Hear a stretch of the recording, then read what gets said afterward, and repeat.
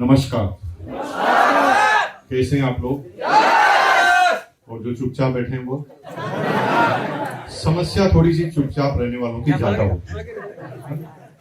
आप घर पर जाएं और आपकी बीवी एकदम चुप है तो समस्या कम होने वाली है कि बढ़ने वाली है?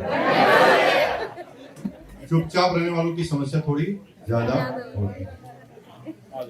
पुलिस वाला आ जाए यहाँ पर और बोले चोरी हो गई, बताओ किसने की, फंसेगा वही जो चुप रहेगा। तो चुप नहीं रहना, टीच कम्युनिकेट प्लीज, बातचीत जारी रखिए। एक सर्वे आया अभी लेटेस्ट, जो मैं थोड़ा सा आपको बताना चाहता हूं। पूरी दुनिया के लोगों ने, यूरोपियन जो एसोसिएशन है उन्हें हिंदुस्तान के ऊपर सर्वे किया तो एक जानकारी प्राप्त हुई कि दुनिया में सबसे कम तलाक हिंदुस्तान में होते हैं। दुनिया में सबसे कम तलाक कहाँ होते हैं? हिंदुस्तान में होते हैं। तो रिपोर्ट आई, रिपोर्ट 4-5 पेज की थी। तो पहले पॉइंट पे लिखा था क्योंकि यहां पर पति पत्नी झगड़ा बहुत करते हैं। तो रिपोर्ट का पढ़कर मैंने कहा यार ये कैसी रिपोर्ट है, झगड़ा होने से तो तलाक होने चाहिए। लेकिन इस पहली रिपोर्ट के पहले पॉइंट पे लिखा है क्योंकि यहाँ के पति पत्नी झगड़ा बहुत करते हैं। तो मैं बीच में बोल पड़ा, मैंने कहा ये क्या रिपोर्ट है? बोलता सुन तो सही दूसरी पार्ट। तो मैंने दूसरी पढ़ी तो वहां पे लिखा कि झगड़ा तो बहुत करते हैं लेकिन झगड़ा खत्म होते ही बात करते हैं। क्या लिखा हुआ था?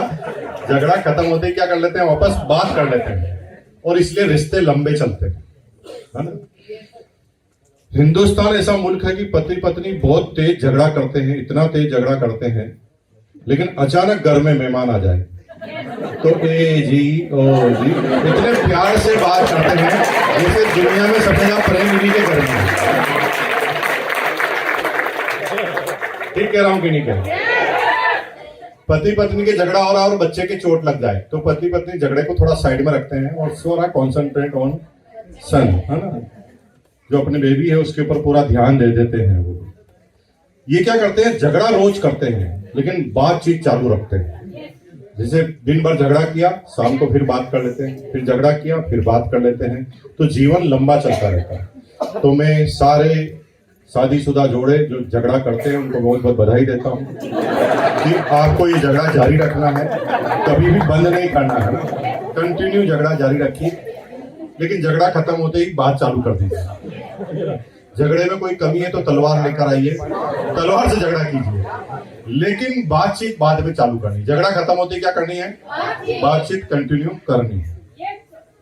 अगर बातचीत कंटिन्यू करते रहेंगे ना तो जीवन में सारी समस्याओं का हल बातचीत से है। दुनिया के हर महान व्यक्ति ये कहते हैं, देश की बड़ी बड़ी समस्या भी होती है तो कहते हैं बातचीत के जरिए सुलझाओ, है ना। झगड़ा करने का कोई सॉल्यूशन नहीं मिलेगा, बातचीत करेंगे। लेकिन यूरोपियन कल्चर में आप जाएं या वेस्टर्न कल्चर में आप जाएं तो वहां ऐसा नहीं होता। वहां पर क्या होता है? झगड़ा करके दोनों अलग अलग कमरे में सो जाते हैं। फिर क्या होता है? दोनों एक दूसरे के बारे में कुछ भी सोचते हैं। जब कुछ भी सोचते हैं तो सोचने की कोई सीमा नहीं होती, और जब सीमा नहीं होती तो झगड़ा फसाद का रूप ले लेता है। इतनी दूरियां बढ़ जाती है कि तलाक हो जाता है, और वहां तलाक करना भी बड़ा आसान है। एक लाइन में बोलना पड़ता है ब्रेकअप। दोनों समझ जाते हैं कि दोनों को अलग अलग रहना है। इसलिए बातचीत जारी रखेंगे। मैं आपसे पूछूंगा तो जवाब देंगे। कैसे हैं आप लोग? अभी भी कुछ लोग नहीं बोल रहे। देखिए, जब आप कुछ नहीं बोलते हो ना तो सामने वाले को ये मौका देते हो कि वो तुम्हारे बारे में कुछ भी सोच ले। मैंने आपसे पूछा आप कैसे हैं और आप चुप है, तो फिर मैं कुछ भी सोच सकता हूं, मेरे को थोड़ी रोक सकते हो आप। मैंने पूछा आप कैसे हैं, आप चुप हैं, तो मुझे लग रहा है इसकी बीवी ने इसको मारा होगा। मेरे को थोड़ी रोक सकते हो आप, मैं कुछ भी सोच सकता हूं। लेकिन ये मैं कब सोचता हूं? जब तुम चुप रहते। अगर जवाब दोगे तो फिर कुछ भी सोचूंगा नहीं। कैसे हैं आप लोग? भाई बहुत बहुत धन्यवाद। मेरा नाम मुकेश कोठारी है और मैं भीलवाड़ा से आया हूं। राजस्थान की एक छोटी सी सिटी है, टेक्सटाइल सिटी के नाम से जानते हैं। 1973 में मेरा जन्म भीलवाड़ा में हुआ। मेरी पूरी एजुकेशन भीलवाड़ा की थी। I'm simply BCom. ज्यादा पढ़ा लिखा नहीं हूं। यहाँ पर कई लोग होंगे जो मेरे से ज्यादा पढ़े लिखे होंगे। मैं प्रणाम करता हूं उनको और जिंदगी भर कोशिश करूंगा कि मैं आपसे सीखूं। लेकिन मुझे यहाँ पर बुलाया गया सिखाने के लिए, क्योंकि हर व्यक्ति गुरु है। तुम भी गुरु मैं भी गुरु हो जाते हैं शुरू। फिर कौन रोक सकता है? जब गुरु तुम भी हो हम भी हैं, फिर कोई रोक नहीं सकता। प्रॉब्लम तब आती है जब एक व्यक्ति अपने आप को गुरु मान लेता है, सबको चेले समझ लेता है, वहीं पर समस्या चालू हो जाती है। आरसीएम के बारे में हम ज्यादा जानते हैं तो आरसीएम के गुरु हम हैं। जीवन के बारे में आप ज्यादा जानते हैं तो जीवन के गुरु आप हैं। और गुरु कभी एक बनाना ही नहीं चाहिए। गुरु एक बनाओगे तो गुरु की अच्छाइयों के साथ बुराइयां भी हमारे अंदर आएंगी। तो गुरु कभी एक नहीं बनाना। गुरु किसको बनाना? सबको गुरु बनाना, सबको। जो भी सामने आ जाए गुरु बनाना है और फिल्टर लगाना है दिमाग पर, और बार बार सोचना है कि मुझे इससे क्या सीखना है। जो सीखना है वही सीखूंगा, जो नहीं सीखना है वो नहीं सीखूंगा। तो मेरी अपलाइन ने हमेशा कहा है कि सीखना चाहो तो नाली में पड़ा हुआ शराबी भी सिखा देता है, इतनी नहीं पीनी चाहिए। तो हम तो शराबी को भी सैल्यूट करते हैं। मैंने कहा भाई यार डेमो पहले करके बता दिया तूने, नहीं तो मेरी हालत खराब हो जाती है। तो शराबी भी गुरु बन सकता है, बच्चा भी गुरु बन सकता है। परिस्थिति के हिसाब से हर व्यक्ति गुरु होता है। बस फर्क इतना है कि जैसे आप आईएएस अफसर हैं और आपको रोटी बनाना सीखना है तो हमारी बहन से ही सीखना पड़ेगा, वहां पर गुरु वो है। जीवन में दूसरी जगह गुरु आप हो सकते हैं। सभी गुरु मानिए और सभी अपने आप को स्टूडेंट मानिए, समस्या ही खत्म। ठीक है जी? तो आप भी गुरु हम भी गुरु, तो हो जाए शुरू। फिर कोई दिक्कत नहीं। अब कोई ईगो तो नहीं रहा ना आपका, यार ये मुकेश कोठारी मुझे क्या सिखाएगा? नहीं सिखा सकता भाई, मुझे अच्छी तरह पता, तुम भी तो गुरु हो। थोड़ा बहुत मैं जानता हूँ, थोड़ा बहुत तुम जानते हो, नैया पार लगा देंगे ना। जब आगे आगे चलते जाएंगे नैया पार हो जाएगी। तो 1973 में जन्म के बाद अपनी इंटर एजुकेशन लेने के बाद एक प्राइवेट नौकरी से मैंने अपना इकोनॉमिकल करियर चालू किया था और मेरी पहली सैलरी थी 750 रुपए, 750 रुपीज ओनली। 750 रुपए की नौकरी मुझे क्यों करनी पड़ी? क्योंकि पिताजी करोड़पति थे। यस,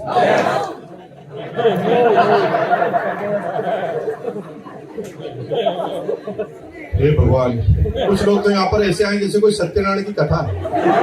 हर जगह ही स्वाहा बोलना कोई जरूरी है? एक जगह बिना सोचे समझे स्वाहा बोले थे, फंस गए ना।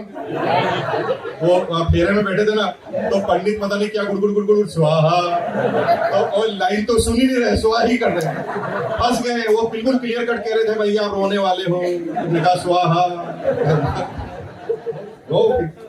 इसलिए सोचो समझो यार। ऐसे एक बार क्या हुआ, मैं कहीं सेमिनार ले रहा था यूपी में, वहां के लोग इतने एक्साइटेड थे कि हर बात पे एसी कर रहे थे। तो मैंने एक वीडियोग्राफर को बुलाया, मैंने कहा भाई मैं इनसे यस कराऊंगा, तुम वीडियोग्राफी कर लेना। तो सबको मैंने जोश में भर दिया और फिर मैंने कहा तो फिर आज से आपकी प्रॉपर्टी मेरी। तो फिर क्या वीडियोग्राफी बना दी और फिर कोर्ट तक घसीटा उनको कि इतने सारे लोगों के सामने बोला। तो भाई सोच समझ के यस नो बोलना है, इसे कोई जरूरी थोड़ी हर चीज पे यस करना है। सोचो, दिमाग लगाओ, क्या बोल रहे हैं उसके आधार पर यस और नो करो। थोड़ा लेट कर दो, क्या फर्क पड़ता है? तो परिवार का मेरा इकोनॉमिकल बैकग्राउंड ज्यादा अच्छा नहीं था। मैं जब 9 साल का था तब मेरे पिताजी रिटायर्ड हो गए थे, डिफेंस के अंदर थे। वो फिटनेस साथ नहीं देती थी, वक्त से पहले उन्हें कंपलसरी रिटायरमेंट लेना पड़ा। मेरी एकदम छोटी सी क्यूट सी फैमिली थी, माँ बाप और आधा दर्जन बच्चे। हंस रहे हो यार? आपको हंसने की क्या मतलब, हर बात में क्यों हंसते हो आप? अच्छा हाँ ओके, अच्छा मैंने क्यूट बोला इसलिए, छोटी फैमिली को अब जाके समझ में आ रहा है। छोटी फैमिली इसलिए बोला क्योंकि आज के जमाने के हिसाब से नहीं बोला। आज के जमाने में एक दो का हिसाब है। हिंदुस्तान के लोग अब तो जागे कि बच्चे कम पैदा करें। उससे पहले आजादी के बाद हमारे बुजुर्ग लोगों ने इतना गजब का काम किया कि साला बच्चे पैदा करने के लिए कोई काम ही नहीं किया। और मजे की बात है साला चाइना को पीछे कर दिया पूरा का पूरा, इतने बच्चे पैदा हो गए। तो आज के अभी तो अपन एक दो की बात करते हैं, लेकिन आज के 50, 60, 70 साल पहले ऐसे कोई गिन कर पैदा नहीं करता। हमारे पूरे मोहल्ले में सबसे छोटी फैमिली मेरी थी, पूरे मोहल्ले में सबसे छोटी। हमारे पड़ोस में लोढ़ा साहब थे, उनके 11 बच्चे। पूरी क्रिकेट की टीम घर पर ही थी, एम्पायर भी घर पर ही। तो उस समय सबसे छोटी फैमिली पूरी आई थिंक पूरे मोहल्ले में हमारी ही थी। माँ बाप संघर्ष कर रहे थे, उनके जीवन के पर्सनल सपने खत्म हो गए थे। बस वो किसी तरह चाहते थे, 250 रुपए पेंशन आती थी, माँ अचार पापड़ चटनी बनाकर घरों घरों में बेचा करती थी। और वो सपना था कि किसी तरह सारे बच्चे पढ़ लिख जाए, और उनका फोकस था मेरे ऊपर। मैं सबसे छोटा था तो सोचते थे कि अंतिम जिम्मेदारी भी पूरी हो जाए, तो मेरे ऊपर ज्यादा एकाग्र होते थे। लेकिन पढ़ने लिखने में मेरी रुचि नहीं थी। बिल्कुल भी रुचि नहीं थी। फिर मैं बीकॉम हुआ, फिर मैंने नौकरी की, फिर मैं बिजनेस में आया, फिर आरसीएम बिजनेस में आया। आरसीएम में आने के बाद 23 साल मुझे बीत गए। 23 साल में हर कुछ जो जीवन में सोचा था वो सब कुछ किया। ये सारा क्या क्या मुझे मिला, मैंने अपने जीवन में क्या क्या किया, लेकिन ये किया कैसे, लेकिन किया क्यों, ये सारी बातें मैं अब आपके सामने बताने वाला हूं। और ये भी बता के जाऊंगा करना क्या, आप लोगों को करना क्या है। हम लोग लकीर के फकीर होते हैं, जो करना हो तो छोड़ देते हैं, केवल ऊपर ऊपर से डेकोरम कर लेते हैं। अंदर की चीजें आना जरूरी है और सारी बात करेंगे। लेकिन मैं अपनी बात करने से पहले मेरी डॉटर से आपको मिलाना चाहता हूँ। मेरी डॉटर, जिसका नाम है अंजलि कोठारी, क्यों मिलाना चाहता हूं, उद्देश्य समझ लीजिए मेरा। आप में से सब लोग आरसीएम में उससे ज्यादा जानते हैं, क्योंकि उसने तो आरसीएम ज्वाइन किया अभी मार्च में। तो आप में से किसी भी व्यक्ति को वो आरसीएम नहीं सिखा सकती, क्योंकि आरसीएम में आपका नॉलेज उससे ज्यादा है। लेकिन आपने आरसीएम ज्यादा किया है, उसने आरसीएम देखा ज्यादा है, क्योंकि वो 24 साल की है और आरसीएम 23 साल का है। 23 साल से मुझे आरसीएम करते हुए देख रही है। जब वो 1 साल की थी, होश संभाला ना, तब से वो जानती है कि पापा कब उठते थे, कब जाते थे, लोग कैसे आते थे, वो कैसे रिएक्ट करते थे, पूरे दिन में क्या काम करते थे, स्कूटर पे कैसे दूर भाग करते थे, सर्दी गर्मी में क्या होता था, सफलता मिली तो क्या हुआ, ये इतनी बारीकी से वो सारी चीजें जानती थी। लेकिन कहते ना कि दिए तले अंधेरा, तो हम पूरी दुनिया को समझा रहे थे, लेकिन घर वाले नहीं समझ रहे थे। बच्चों को क्या समझ में आता वो हमें पता नहीं था। तो बच्चे आरसीएम से दूर होते जा रहे थे, इतने दूर हो गए कि उन्होंने इकोनॉमिकल क्राइसिस तो कभी देखी नहीं।